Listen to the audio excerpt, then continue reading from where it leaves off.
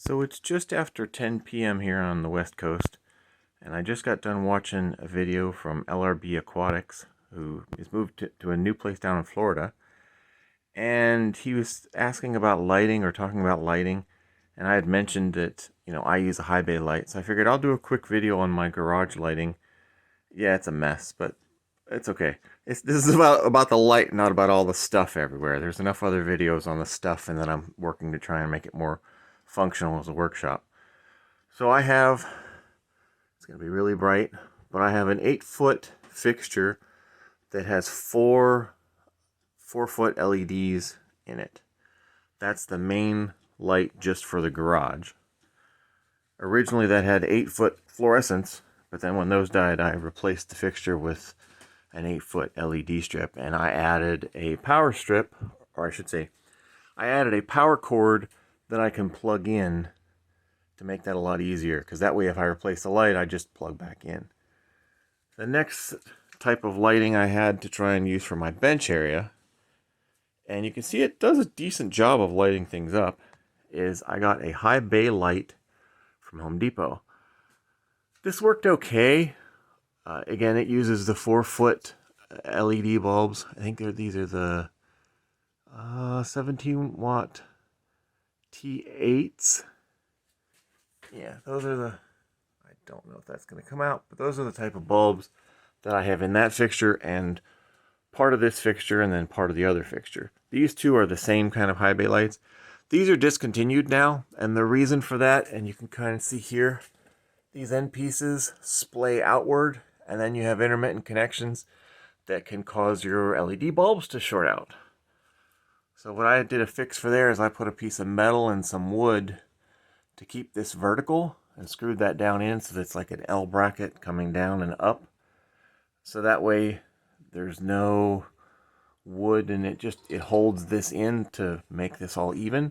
And that works much better. There's no shorting of the bulbs.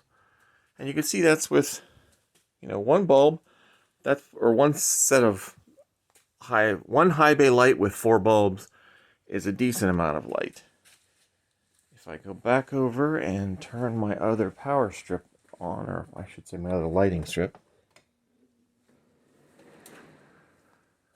that's what it looks like with 2 lights. And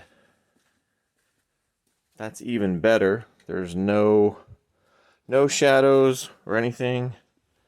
It lights up the floor, it lights up all the work area. That ends up working really well. So for the most part, for my projects, carving projects, etc., that works great for this bench area. Now for the table saw and my new assembly area, you can see it's a little bit darker. I also have just a kitchen light that somebody was throwing out that I put, again, those same 4-foot T8s in. And that does decent for, using the saw when I want to keep the door closed, like the circular saw and stuff. So that lets me do basic projects and such in this area as needed. But what I really like, and what I wanted to mention to Lucas on, is 1, high bay lights are cool. 2, LED high bay lights are awesome. This is the one, as far as I know, this one still is for sale at Home Depot and such. This was $100, but again, this is for, high garages. I have a 7.5-foot ceiling, so this really is not designed for a 7.5-foot ceiling. It's really bright for this level. However, if you want eye-searing bright, that's it. You can see the difference. It completely lights this area up. There are zero shadows, at least when there's stuff not sitting above it. But you can see how well that lights things up. And I don't have it going down to the floor, but even like this area is lit up from that light more than the other section. So yeah, I think If you're going to go for lights, look at high bay lights. And yeah, so this basically replaces a 400 watt metal halide or 6 lamp T8 high bays with one LED light. And the input watts is 171 watts. But again, it does really bright. I would expect this would light up from, say, over there to over here, which is probably 10 feet. So a 10 foot by 10 foot area where this would come, it would be nice. It'd be nice and bright. That's at least what I would suggest and what I really like for here. So this lets me do my wood carving, my jewelry boxes, all that kind of stuff with no lighting issues at all. So with all these turned on, now the one thing to keep in mind, this does put out a lot of heat. So you don't want to have, that's why I have it like 4 to 6 inches from the ceiling, minimum.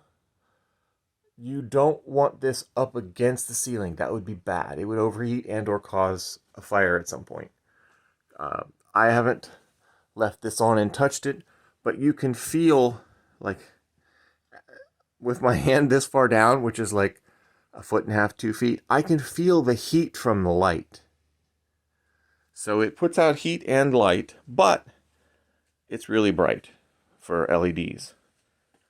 So yeah, that's a quick lighting video. I don't know if this will help, but and I don't know if Lucas will like it or not, but I appreciate his videos, so hopefully he'll think this was at least somewhat useful. And if anybody needs boxes, let me know. I do custom wood boxes. I don't have a website or any of those things, but you can look on my videos to see the types of things. I'm going to get there eventually. Oh, and again, I just put and wired in a power cord. You could probably also just wire it into an extension cord or 12 gauge wire from, house wire and such. Have it properly electrically installed. But so far, the heavy duty power cord works just fine.